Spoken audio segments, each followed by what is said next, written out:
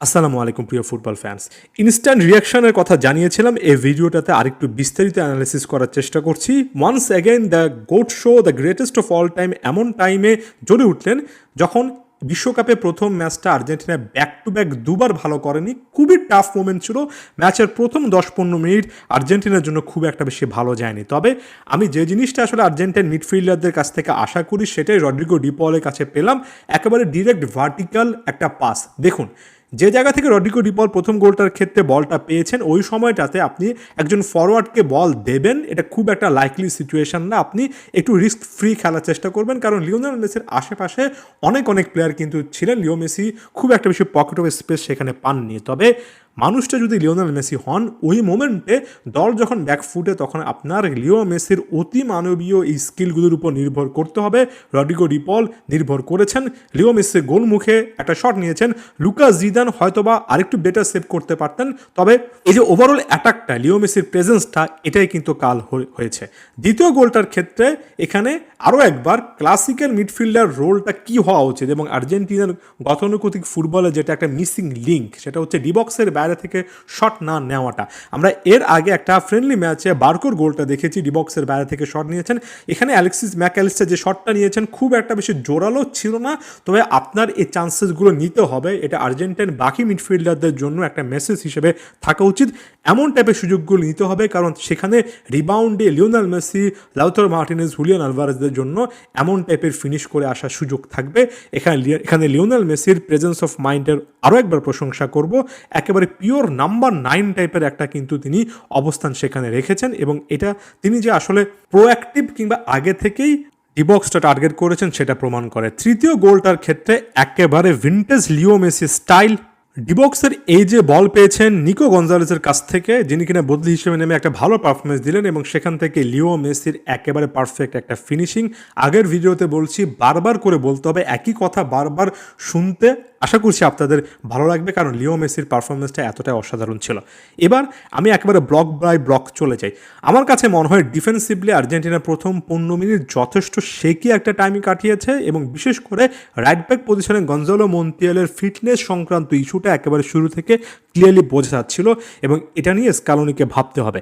Cristian Romero এবং Lisandro Martinez তাদের সেরা ডিফেন্সিভ জুটি, সেন্টার ব্যাক জুটি তৈরি করেছেন, সেটা আমি বলবো না। বিশেষ করে লিজান্দ্রো মার্টিনেজের পারফরমেন্সটা এক কথায় যতটা অসাধারণ ছিল, ক্রিস্টিয়ান রোমেরোর ক্ষেত্রে আমি সেই জিনিসটা সেভাবে বলতে পারছি না। এখানে লিচের পারফরমেন্সটা একেবারে আইডিয়াল একটা কেস হতে পারে। এমন কোনো মুভমেন্ট তার দেখলাম না যেটা নিয়ে আপনি প্রশ্ন করতে পারেন। 75টা টাচের মধ্যে শুধুমাত্র যে তিনি একের পর এক ট্যাকেল, একের পর এক ক্লিয়ারেন্স জিতেছেন, ব্যাপারটা এমন নয়। অনেকগুলো রিকভারি করেছেন, ইন্টারসেপশন করেছেন, হেডেড ক্লিয়ারেন্সও করেছেন, এবং পাসিং স্কিলটাও কিন্তু টপ নচ ছিল। ক্রিস্টিয়ান রোমেরোকে মাঝে মধ্যে আউট অফ পজিশন বা অতি আক্রমণাত্মক মনে হয়েছে। তার কাছ থেকে আরেকটু বেটার পারফরমেন্স আশা করি, তাহলে একটা ভালো সেন্টার ব্যাক ডুও এখানে আর্জেন্টিনার হতে পারে। ফাকুন্দো মেদিনার অনেক ব্যস্ত সময় কাটাতে হয়েছে সেটা আমি বলবো না, তবে ডিফেন্সিভলি ভালো কয়েকটা কন্ট্রিবিউট করেছেন। শেষের দিকে এসে রিকভারি এবং ট্যাকেলে তিনি আত্মবিশ্বাস যে পাচ্ছেন সেটা দেখা গিয়েছে। এটা প্রথাগত লেফট ব্যাক পজিশন ছিল না। আর্জেন্টিনা লেফট ব্যাককে অনেকটুকু ওভারল্যাপ করে উপরে উঠিয়ে এনে সেখানে আক্রমণ করেনি। অনেক বেশি কনসাইজ বা একেবারে ছোট জায়গার মধ্যে আটসাটভাবে হাঁসফাঁস করতে আর্জেন্টিনা খেলেছে, এবং এই ন্যারো স্পেসগুলোতে লিওনেল মেসিরা খুব পারফেক্টলি মুভ করতে পারেন।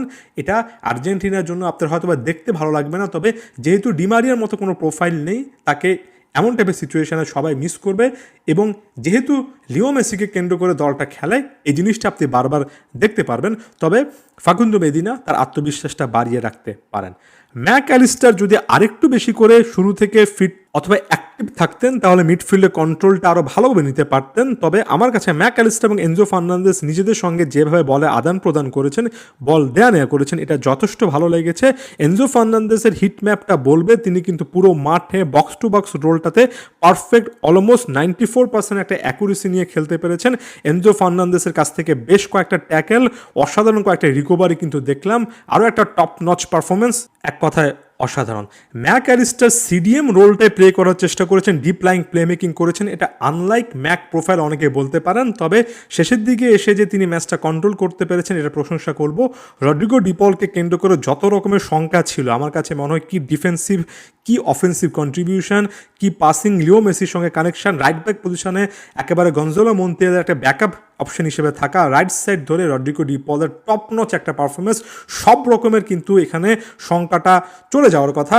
রড্রিগো ডিপল মিডফিল্ডে তার অন্যতম সেরা একটা পারফরমেন্স দিয়েছেন। ফাইনাল থার্ডে লাউতারো মার্টিনেজের কাছ থেকে আমরা অবশ্যই আরও অনেক বেটার কিছু আশা করি। এখানে হুলিয়ান আলভারেস নামার পরে তার পেসটার মাধ্যমে, তার রিলেন্ডেস প্রেসিংয়ের মাধ্যমে আর্জেন্টিনাকে সাহায্য করেছেন। ঠিক একই রকমের কাজ নিকো গঞ্জালেস করার চেষ্টা করেছেন, অ্যাসিস্ট বুকে তার নামটা আছে। নাহুয়েল মলিনা এখানে মন্তেরেছে যে একটা বেটার রোল প্লে করতে পারেন সেটা দেখিয়েছেন। বাকি প্লেয়াররা বিশেষ করে নিকো পাজের খেলা দেখার জন্য অপেক্ষা করছিলাম, খুব একটা বেশি সময় তারা পাননি।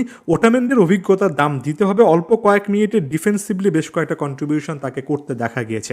সব মিলিয়ে এটাকে আমি অসাধারণ একটা টিম পারফরমেন্স বলবো না, এখানে লিওনেল মেসির ইন্ডিভিজুয়াল ব্রিলিয়ান্সটা অনেক বেশি ছিল।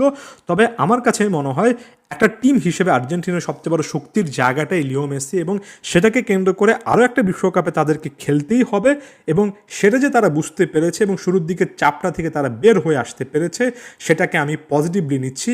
এখানে এমিলিয়ানো মার্টিনেজকে বড় রকমের যে সেভ করতে হয়েছে সেটাও কিন্তু বলার সুযোগ নেই। অবশ্যই দ্য বেস্ট পারফরমেন্স না, এটা লিওনেল মেসির one of the best world cup performance, তবে দল হিসেবে আর্জেন্টিনা এর চেয়ে ফার বেটার ফুটবল খেলতে পারে বলে আমি বিশ্বাস করি। ধন্যবাদ সবাইকে।